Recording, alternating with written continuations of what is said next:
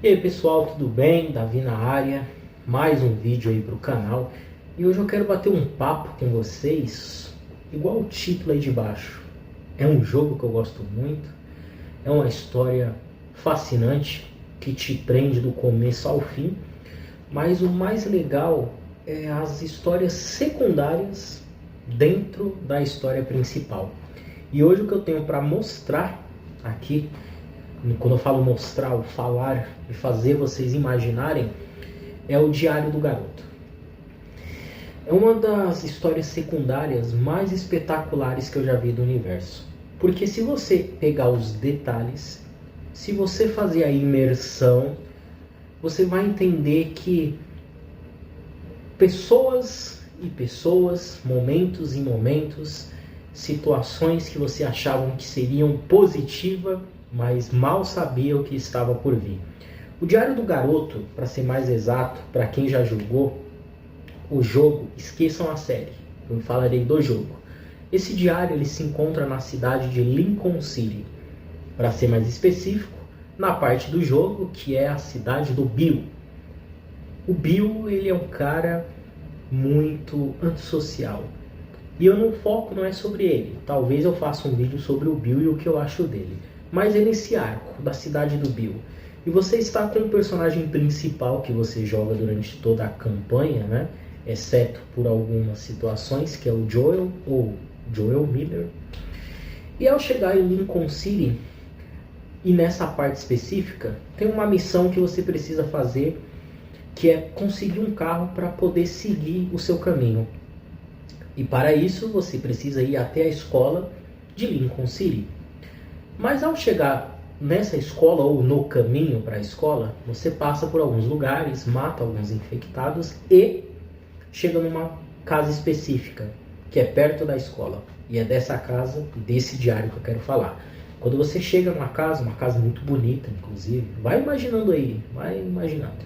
Uma casa muito bonita, muitos cômodos, né? Um formato horizontal e depois também, né, vertical, porque ela tem mais andares.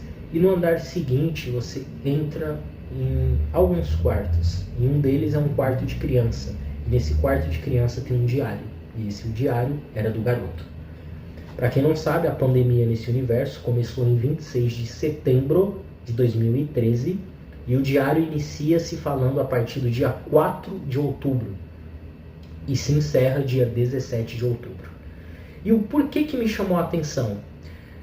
O que The Last of Us traz pra gente em todos os segmentos possíveis é o ponto de vista de cada pessoa no início da pandemia, ou se você quiser chamar de apocalipse, fica à vontade. E o mais legal é o ponto de vista de uma criança. Eu não sei a idade do garoto, mas eu sei que ele é criança. E ele morava perto da escola.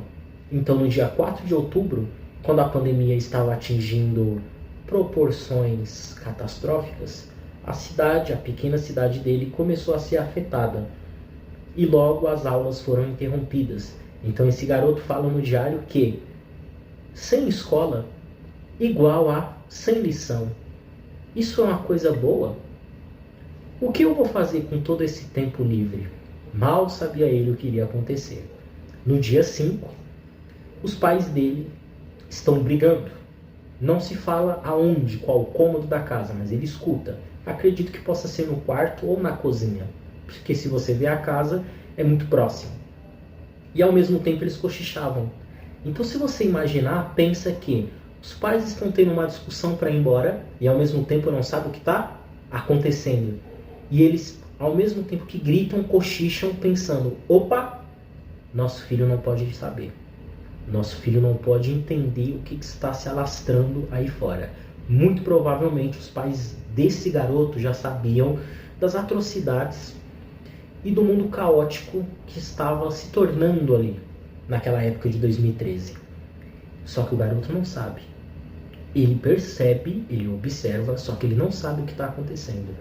Dias depois, a mãe dele quer ir embora, ficar com a irmã dela, que na carta ou no diário é falado de tia Karen.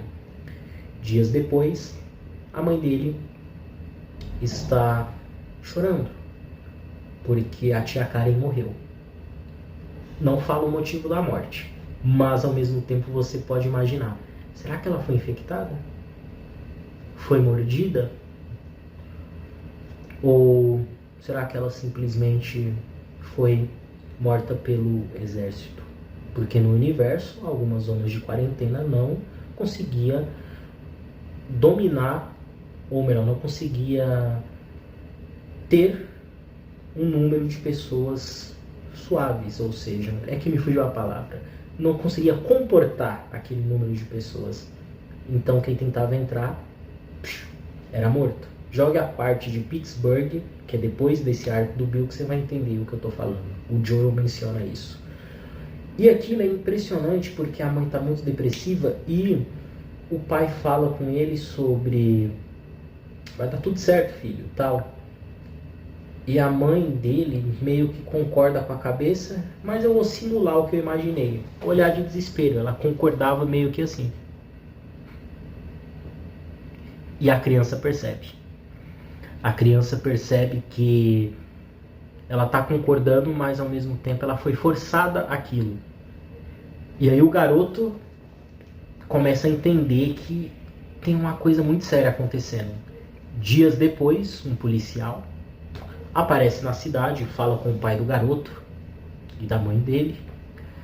E eles falam que vão ter que sair dali depois de uns dias. Novamente a mãe,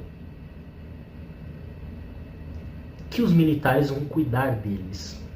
O mais importante e o mais legal nessa história é que o garoto tem a mania de deixar o cachorro na cama e o pai dele sempre brigava. Certa noite o garoto relata no diário que o pai dele viu, sentou ao lado da cama, acariciou o cachorro, não disse uma palavra, respirou, olhou com um olhar meio que o que está acontecendo? E saiu. A visão do garoto é, nunca vi meu pai assim. Passam-se alguns dias e o pai dele fala que precisa soltar o cachorro na natureza, porque para onde eles vão, zonas de quarentena, só que o garoto não sabe, não pode ter animais. E aí ele solta o cachorro nos limites da cidade. O garoto deixa especificado na carta ou no diário. Após isso é no dia 16 de outubro, 12 dias depois que as aulas foram interrompidas. No dia 17 de outubro de 2013, o garoto fala: chegou a hora. Meu pai disse que voltaremos o quanto antes para cá. E ele finaliza: acho que é mentira. E encerra o diário. Para você é só mais um diário. Para mim gerou uma reflexão, porque era uma vida que estava sendo deixada para trás. Quando eu falo uma vida, uma rotina de aulas, de ter os seus pais, sua casa, seu conforto, e tudo aquilo foi deixado para trás. E o que mais me fascina nessa história é que você não sabe o que aconteceu com eles.